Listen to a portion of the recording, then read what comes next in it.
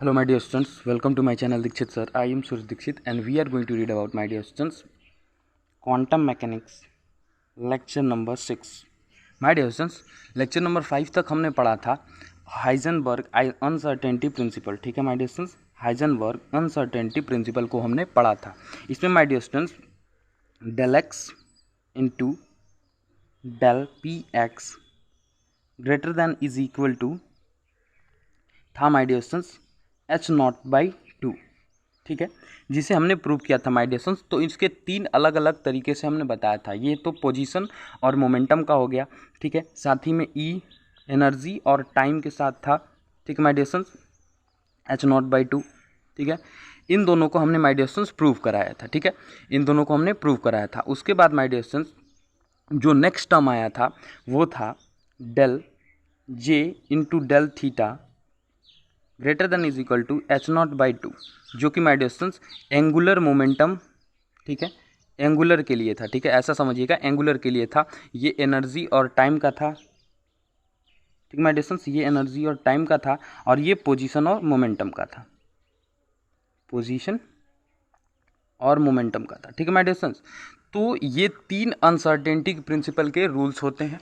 ठीक है, जो कि माय डियर स्टूडेंट्स हमेशा ग्रेटर दैन और is equal to H not by two होते हैं माय डियर स्टूडेंट्स. ऐसा किसने कहा था? हाइजेनबर्ग ने कहा था माय डियर स्टूडेंट्स. ठीक है, और ये इसकी अनसर्टेनिटी प्रिंसिपल है. कल हमने बताया था अनसर्टेनिटी क्या होता है. ठीक है माय डियर स्टूडेंट्स, इन दोनों को प्रूव कराया था हमने और इस चीज़ को आप खुद प्रूव करिएगा. ठीक है, क्योंकि दो तो हम बता चुके हैं, एक आप खुद से प्रूव कर सकते हैं. अगर नहीं करते हैं by the condition my dear students तो आप हमको कमेंट करके बताइएगा, हम इसे फिर से प्रूव करा देंगे. ठीक है माय डियर स्टूडेंट्स, तो आज का जो मेन मुद्दा है माय डियर स्टूडेंट्स, आज का मेन मुद्दा है कि why electron does not exist inside the nucleus. ठीक है माय डियर स्टूडेंट्स, ये क्वांटम मैकेनिक्स का सबसे ज़्यादा पूछे जाने वाला क्वेश्चन है, जो कि कभी 1 मार्क्स तो कभी 3 मार्क्स में पूछा जाता है माय डियर स्टूडेंट्स. ठीक है, तो इसमें देना है माय डियर स्टूडेंट्स कि why electron does not exist inside the nucleus. आप खुद सोचिए माय डियर स्टूडेंट्स, कोई भी एटम है, उसके अंदर ये क्या है? न्यूक्लियस है. इसके बाहर ये ऑर्बिट्स हैं इलेक्ट्रॉन के. ठीक है, मान लो क्या ले लिया, के एल एम, एक और ले लेते हैं एन. ठीक माय डियर स्टूडेंट्स, इसे एस पी डी एफ भी कहा जाता है. ठीक है, अब समझना माय डियर स्टूडेंट्स, ये जो न्यूक्लियस है, ठीक है माय डियर स्टूडेंट्स, ये जो न्यूक्लियस है, इस न्यूक्लियस में क्या क्या होता है माय डियर स्टूडेंट्स? इसमें होता है न्यूट्रॉन प्लस प्रोटॉन्स. ये तो आप सब जानते हो. ठीक है, बाय द क्लास 9th. अब समझना, इनके सब सेल्स में इलेक्ट्रॉन्स होते हैं 2, फिर इसमें 8. ठीक है, ऐसे करके बढ़ते हुए, ठीक है, बढ़ते क्रम में, जैसा कि नेल्स बोर ने कहा था. इस कॉन्सेप्ट को किसने दिया था my dear students? Niels Bohr ने. देखो, हर कॉन्सेप्ट को बताना है, एक भी कॉन्सेप्ट नहीं छूटना चाहिए इस एटम के बारे में. ठीक है, ताकि बाद में हमें फिर से ना बताना पड़े. तो माय डियर स्टूडेंट्स, न्यूक्लियस के साथ न्यूट्रॉन और प्रोटॉन दोनों होते हैं, इसलिए इसे न्यूक्लियस कहा जाता है और ये सेंटर में होता है माय डियर स्टूडेंट्स. ये किस चीज़ से पता चला था? न्यूक्लियस सेंटर में होता है. ये किस चीज़ से पता चला था माय डियर स्टूडेंट्स? तो ये पता चला था माय डियर स्टूडेंट्स रदरफोर्ड के एक्सपेरिमेंट से. रदरफोर्ड गोल्ड फॉयल एक्सपेरिमेंट से. ठीक है, आप इस एक्सपेरिमेंट को जानते हो क्योंकि क्लास 9th में और 11th में पढ़ाया गया है. तो ये एक्सपेरिमेंट दरअसल था क्या कि माय डियर स्टूडेंट्स समझ लीजिए, यहाँ पे कोई, ठीक है, गोल्ड फॉयल था. इसमें क्या करा जाता था, एक सोर्स ऑफ लाइट से जो हाईवी गामा रेज थे, ठीक है, उनको भेजा जाता था. पॉजिटिव अल्फा रेज था, alpha rays, sorry my dear students, ये अल्फा रेज था, पॉजिटिव अल्फा रेज. जब इसे भेजा जाता था तब कुछ पार्ट क्या होते थे, जो रेज होते थे माय डियर स्टूडेंट्स, वो डायरेक्ट उसी एंगल पर रिफ्लेक्ट हो जाते थे और कुछ क्या करते थे, स्केटर्ड करते थे. क्या करते थे माय डियर स्टूडेंट्स? स्केटर्ड करते थे. इसलिए ये पता चला कि जहाँ से स्केटर्ड कर रहे हैं उसका सरफेस पॉइंट है. ठीक है, मान लीजिए जैसे कोई एटम है, ठीक है, यहाँ पे कोई बीम लगा तो ये क्या होगा, स्केटर्ड हो जाएगा. ठीक है, इसके पाथ में चेंजेस आ जाएंगे, यहाँ पे टकराए तो इधर, यहाँ पे टकराए तो इधर. लेकिन अगर सेंटर में टकराए माय डियर स्टूडेंट्स तो वहीं से क्या हो जाएगा, बाउंस बैक हो जाएगा. ठीक है, तो इस चीज़ से पता चला माय डियर स्टूडेंट्स कि न्यूक्लियस होता है, जो कि ये क्या था, रदरफोर्ड गोल्ड फॉयल एक्सपेरिमेंट था माय डियर स्टूडेंट्स. ठीक है, तो इतनी चीज़ें जब तय हो चुकी थी, ठीक है, नेल्स बोर तक का कॉन्सेप्ट आ चुका था, रदरफोर्ड का, ठीक है, इन सब के कॉन्सेप्ट आ चुके थे माय डियर स्टूडेंट्स, ठीक है, जो भी जे थॉमसन। अच्छा ये भी पूछता है, देखो इलेक्ट्रॉन जे थॉमसन, एक बार रिवाइज करा दे रहा है, ठीक ना। इलेक्ट्रॉन की खोज J Thomson, proton Eugen Goldstein, EUGEUN, Eugen Goldstein, ठीक है, नहीं दिखाई दे रहा, ये देखो इग्विन गोल्डस्टीन, थोड़ा सा इधर, इग्विन गोल्डस्टीन। और न्यूट्रॉन का my dear students James Chadwick, James Chadwick, ठीक है। जे थॉमसन इलेक्ट्रॉन, प्रोटॉन का इग्विन गोल्डस्टीन और न्यूट्रॉन का James Chadwick my dear students, ठीक है। अब इसे मत भूलना। आ जाओ अब बात करते हैं मुद्दे की।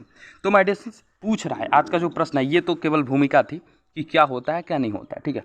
अब समझना है कि electron does not exist inside the nucleus, ऐसा क्यों हो सकता है, ठीक है माय डियर स्टूडेंट्स। तो यहाँ पे लिखिएगा, आइए नीचे एकदम अच्छे से, वी नो दैट, ठीक है, हम जानते हैं, क्या जानते हैं माय डियर स्टूडेंट्स, हम ये जानते हैं माय डियर स्टूडेंट्स कि the radius of nucleus, the radius of nucleus, ठीक है, इज आर, जो होता है कितना होता है 10⁻⁻14 मीटर, ठीक है। इसे याद कर लेना, नोट कर लेना, जो भी करना है कर लेना, ठीक है, कि R इज इक्वल टू होता है 10⁻⁻14 मीटर, ठीक है, radius of nucleus my dear students.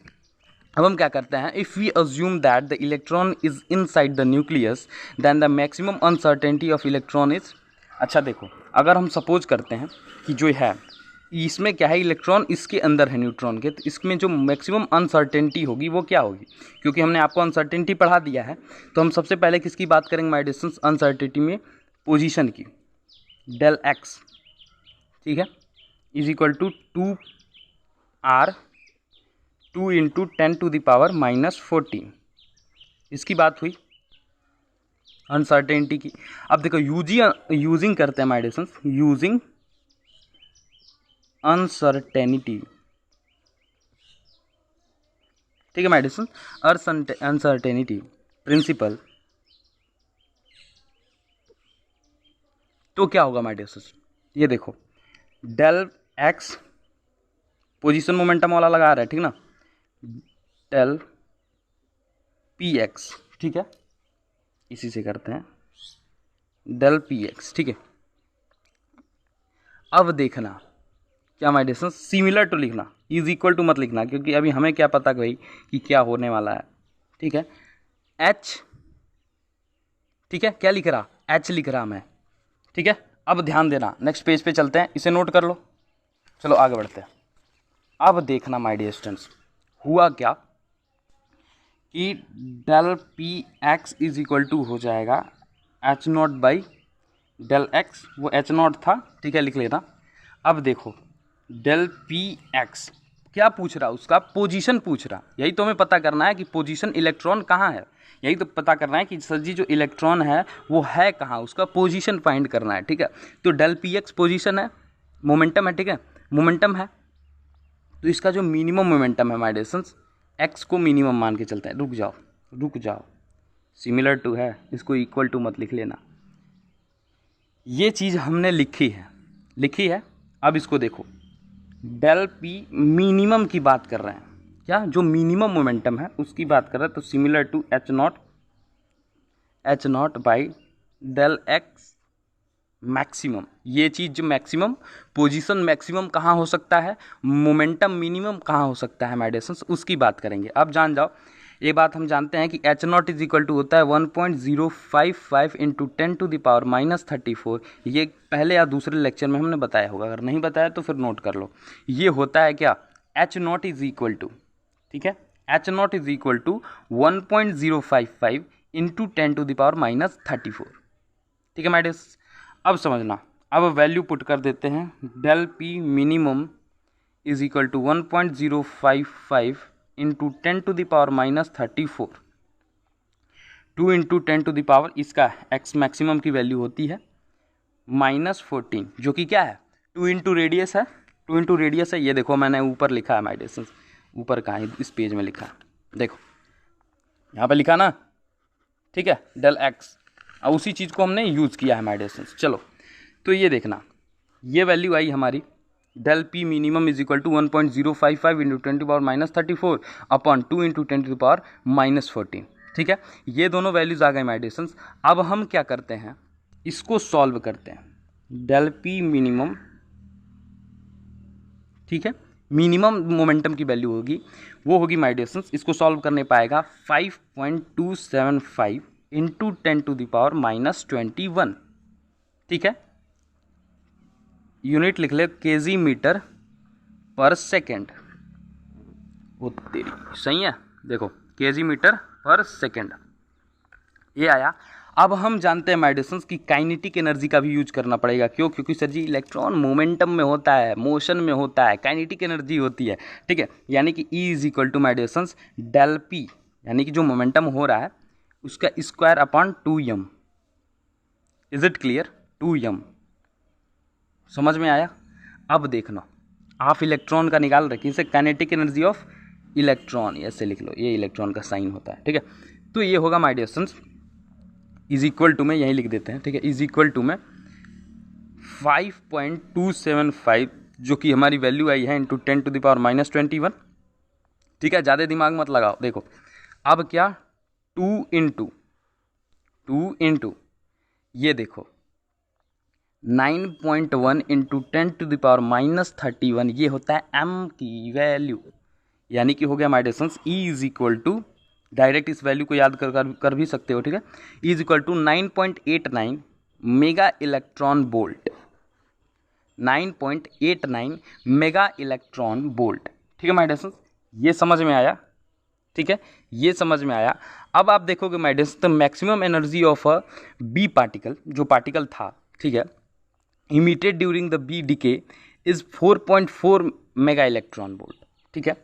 जो कि जो होता है, ठीक है, जो डिकेड होता है न्यूक्लियस से, ठीक है, न्यूक्लियस से जो डिकेड होता है माय डिस्टेंस वो होता है 4.4 मेगा इलेक्ट्रॉन वोल्ट का, ये हम जानते हैं, ठीक है। इस वैल्यू को फिक्स कर चुके हैं हम लोग, क्योंकि हम लोग इस चीज़ को पढ़ चुके हैं किसमें, क्लास 12th में, ठीक है माय डिस्टेंस। अब देखना यहाँ पे वैल्यू आ रही है 9.89 मेगा इलेक्ट्रॉन वोल्ट, मतलब लगभग अक्रॉस 2 टाइम्स मोर देन आ रही है माय डिस्टेंस, ठीक है। इसलिए हम कह सकते हैं माय डिस्टेंस कि ये जो एनर्जी का, इस एनर्जी का जो इलेक्ट्रॉन होगा वो इस एनर्जी में तो नहीं आएगा, इस एनर्जी बैंड में नहीं आएगा, यानी कि जो माय डिस्टेंस इलेक्ट्रॉन है वो न्यूक्लियस में नहीं आएगा। ये सेटिस्फैक्ट्री आंसर है किसके लिए? बीएससी थर्ड ईयर के स्टूडेंट्स के लिए, ठीक है my distance. BSc third year के स्टूडेंट्स के लिए ये सबसे सेटिस्फैक्ट्री आंसर होगा कि वो उसकी ई की वैल्यू निकाले, जो कि होती है 9.89 मेगा इलेक्ट्रॉन वोल्ट, ठीक है, और कंपैरिजन करे कि जो न्यूक्लियस है 4.4 मेगा इलेक्ट्रॉन वोल्ट दे रहा है माय डिस्टेंस, तो किसी भी हाल में ये 2 टाइम्स ज़्यादा उस पाथ पर कवर नहीं कर सकता, उस जगह कवर नहीं कर सकता माय डिस्टेंस एनर्जी, ठीक है। इसलिए हम कहेंगे hence we can say that an electron can not exist inside the nucleus my distance, ठीक है। इसके बाद हम लिखेंगे hence we can say that क्या माय डिस्टेंस an electron, ठीक है, an electron cannot exist inside the nucleus। ये करो 1, 3 या 5, ठीक है, इनमें से एक नंबर उठाकर ले जाओ, ठीक है। मैक्सिमम ये 1 मार्क्स में जानते हो कब पूछेगा? जब केवल इस वैल्यू को पूछेगा, ठीक है। क्यों नहीं करता? तो आप दोनों वैल्यू को लिखकर कंपेरिज करके डायरेक्ट इस वैल्यू को लिख देना, hence we can say that an electron can not be exist inside the nucleus. अगर पूछता है 3 नंबर में, ठीक है, तो आप कुल सारे के फॉर्मूला शो करके लिख देना। 5 नंबर में पूछता है तो ये सारा लिखना, साथ में लिखना कंसीडर, ठीक है, justification, everything your my dear students right on that your copy, ठीक है। तो ये क्वेश्चन माय डियर स्टूडेंट्स लगभग फिक्स है कि आपके एग्जामिनेशन में आएगा, तो इस क्वेश्चन को जरूर याद कर लीजिए और इसको ये याद होना चाहिए आपको। क्यों? क्योंकि why electron does not exist inside the nucleus, ये क्वेश्चन कोई साधारण सा भी बंदा आपसे पूछ सकता है। ठीक है, कोई भी साधारण सा बंदा भी आपसे पूछ सकता है माय डियर स्टूडेंट्स। ठीक है, क्यों? क्योंकि माय डियर स्टूडेंट्स अगर 9th का कोई स्टूडेंट है वो रदरफोर्ड मॉडल पढ़ेगा, ठीक है, उसके दिमाग में ये क्वेश्चन आ सकता है। ठीक है, तो चलिए माय डियर स्टूडेंट्स मिलते हैं नेक्स्ट लेक्चर में, तब तक के लिए जय हिंद, जय भारत, हर हर महादेव।